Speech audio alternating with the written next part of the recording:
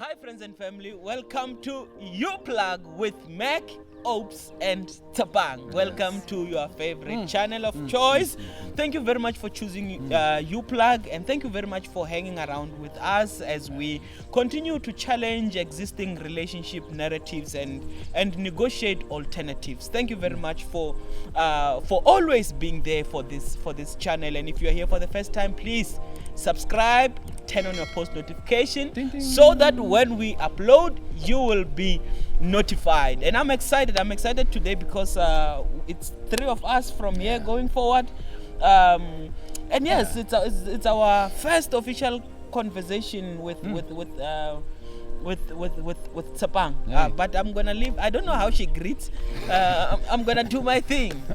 Nagi opa wakara malagana. Gumnar nom sudo wakata faso. Washa droga tagas. Gingidan gabzul gamlo na tuturusa. Ge goblo tatur.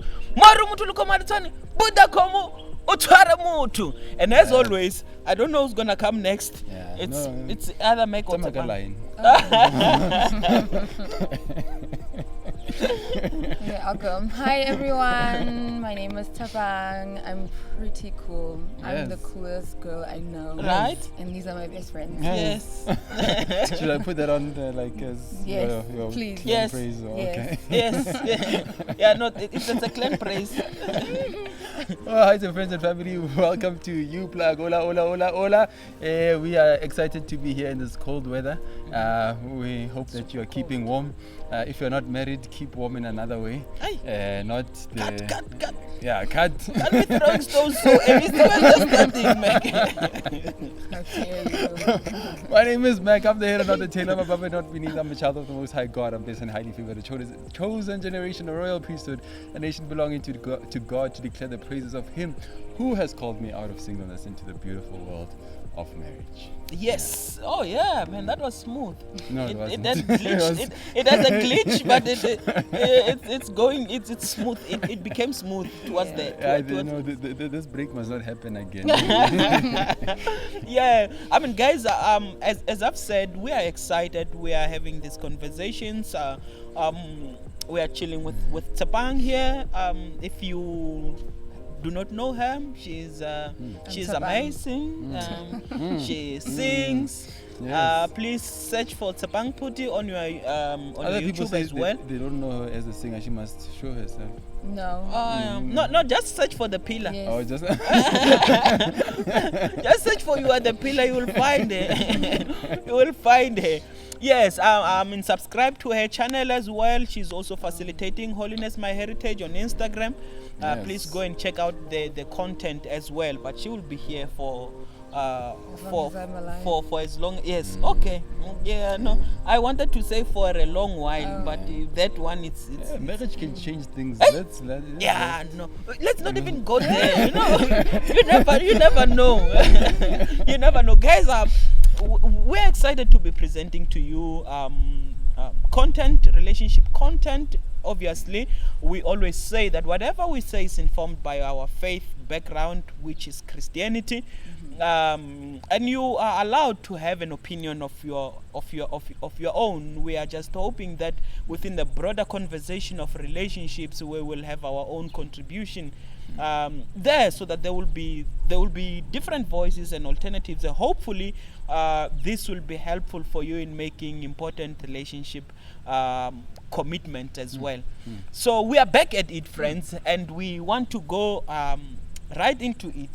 As people who are always fascinated about relationships, how they unfold, checking relationship content, who says what about what, and all of those things, and just always filtering those within the context of our Christian faith. Today we are bringing you another episode, and this week we want to discuss what is titled 6 dating tips for finding the one. The one. 6 dating tips for finding. And do you know from what the one. perspective they are? Like, I think is it just the... no. I think this is quite a general. Yeah. I'm not sure if there's any faith to this. So Okay. these are the pointers listed by wedding be. So we are just borrowing those 6 pointers. We are not necessarily expanding on what they are saying, but we are taking the points and discussing them in terms of what we think from where we are standing, or what we think God is saying about that. So the I think the article itself, I'm not sure if it has any faith background. I would think that it has a Christian element to it, but I'm not too sure. Okay. So Let's explore. What are they saying? We want the one. Yes, I want to see if I have the one. Yes, number one. Yes, number one, friends. As you navigate this dating space, this is what this is saying. Number one is think about what you want. Tip number one: think about what you want.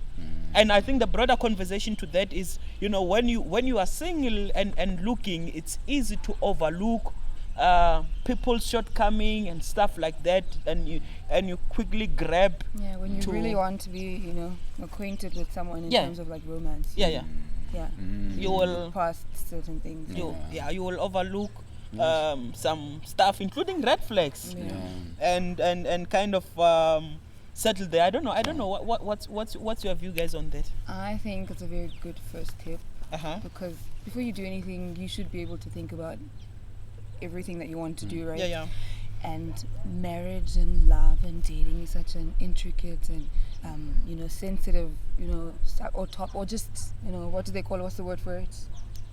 What? Come on, theologists. You want institution? Yes. Come on. You see? Let's do this. So before you go into something like that, you really need to take your time and think. You really need to take your time and pray, consult, seek, So it's not just something you just go into it just because someone else is doing it, or you really feel that you should be doing it, because sometimes our feelings mislead us. And so you need to just come within yourself, be one with yourself, and, ask God a few things, talk to Him, ask Him to align and just to bring the right person, and for you to be able to recognize when this person is, there. That's what I think. Oh, that's...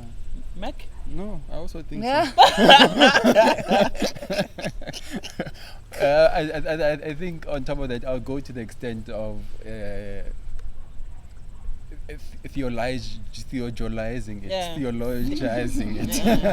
in that what I want may not necessarily be what is right. That's good. So I need to filter it through the standards of God. Sure. That's just what I would say. Oh, okay. Oh, that's deep. Yeah. That's deep. What are some of those standards? Maybe just some of us. And it's just awkward saying some of these things, man. So some goals in dating would be somebody who is suitable in bed. Okay. So you want somebody who, or sometimes what media paints for us is that somebody who has a high sex drive, somebody who is always ready. Yeah. So you want to test that out first before you go into it, and that is not necessarily right. There are limits in our dating that you may. Okay, sure. You cannot test out the availability of their sexiness or their sexual desire. Yeah, sure. And all of that. So I think that's one that I can think of right on top of my head. I think that's profound, and I think for me to add will just to even agree with some aspects of this article, saying to an extent of, in terms of knowing what you want, in terms of asking yourself those important questions like, what do I want with this relationship? Is it a relationship that I want? I would love for it to end in marriage. And if it ends there, do I want children? Does this person that I'm dating, do they want children? Do they even want to get married, or do they want it to be a short term something, where are we going to stay?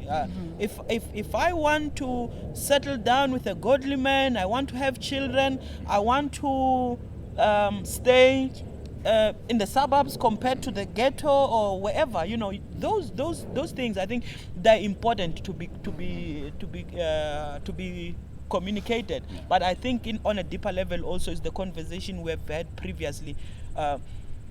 When you know what you want, you already have said no before you have to say no. Sure. You are not going to cross some of those boundaries, because it's not this situation that informs what you want. You already come knowing that out of this, I desire a godly man or godly woman.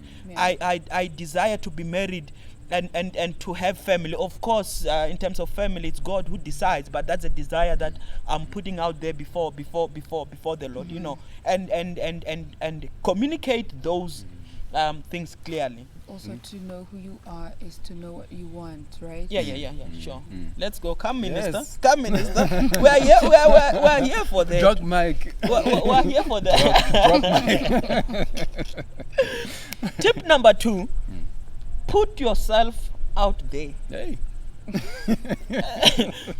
and this person, by putting yourself out there, it's not necessarily doing all the, it's do what you love doing. According to this article, do what you love doing. If you love gymming, go to gym. If you love reading, sign up for a book club. If you love someone there, maybe you'll find someone there. If just exploring, doing what you love. But they go to an extent of sign up for internet dating, for blind dating. Tell your friends that you are single and you are looking. I'm not sure how I feel about that aspect. I don't know. I'm not sure. Before I would let you guys, my comment with that is just live your life. I think that will just be too much. I think for me, you are setting up for for a particular level of vulnerability. When you keep on looking, because you will go to this place, I'm looking, you don't find. You go there, you that's what makes. Or the devil might present something. That looks like. That looks like. Because you are looking, and the more you look, is the more you become so vulnerable. I think also even looking, if you are looking, for me, I would add, not from a point of vulnerability, not from the space of vulnerability, or because when you look, or desperation, because looking can eventually lead there. I'm not just live your life. And do whatever you were doing, just keep doing it. Is that keep, what you're saying? Yeah, keep minding our business. I don't know. On that name, so I have a friend name. Yeah, sure. And she, it's a girl. What did we say? She's been living, she was raised a certain way, and it made sense to her, and she's been living that way for as long as she has been alive. Yeah, sure. And she does the same things, and she hardly does a lot of things. She goes to church, comes back, she's in the house, goes to school or work or whatever. And to a lot of people, that doesn't look like putting yourself out there. And this is a person that wants to get married. It's a person who is really just I'm ready to get, she's at a point in her life where she wants to get married. But she doesn't do much, and according to, I don't know, human beings, that is not you putting yourself out there. So is that a person who continues to live their life the way they've been living it, or should they be open to doing more stuff, like going out more to the mall, or taking themselves out, or just leaving the house? Yeah, I think that's a very good point. In that you are living your life and you want to get married, but nothing is happening. And this there's not even no potential. This can even go on for years, for even up to 40 years, you're still doing that. And there's no one even approaching you, or they're approaching you, but it's not really in your league. For example, it's not what you want. And I think just to rewind a bit on what Ope said, that you're not doing it out of desperation, because if you do more stuff, you're doing it with the expectation that it might not be met, and that can do a lot of harm to Yeah, your sure. to your self-confidence, to even questioning, why am I even alive? Is it worth doing all of these things? Things that you genuinely even take interest in now just become a chore because you are trying to please, you're trying to put yourself out there. So I think, and eventually settle for less. Yeah. So exactly. The next best thing that comes, you will just go in because it seems like that's what's presented to you, and that's all that you can ever settle for. I was on Instagram this one time, and I saw a clip of this lady. She's a pastor, and she's recently married, and so before she got married, she would say that she wants to get married, and so her parents would always say to her, how's that going to happen? You never go anywhere. You go to church, you come back. And she mentioned that she goes to the grocery store from time to time, and she's married now, and she spoke about how God is a creative God. She was able to get married from her just doing the little that she was doing. Sure. So do you guys agree that you know, I think God can just a man can just knock on her doorstep and be like, hey, I'm lost. Can you help me find, the way? And then boom, they're married. I think another thing that we need to speak about is that not everyone will get married. Not everyone is called to. How do you know you're not called? How do you know? You think it's another topic for another day. I mean, some of those stuff we will not know. I think for me, I'm a firm believer of living from abundance. Like living not from a space of emptiness, but living from a space of fullness and not desperation. But also remember, as a child of God, we need to come to a point where we know few things. One of those things is when Jesus says yes, nobody can say no. And even when he says no, nobody can say yes. It will still, the principle will apply.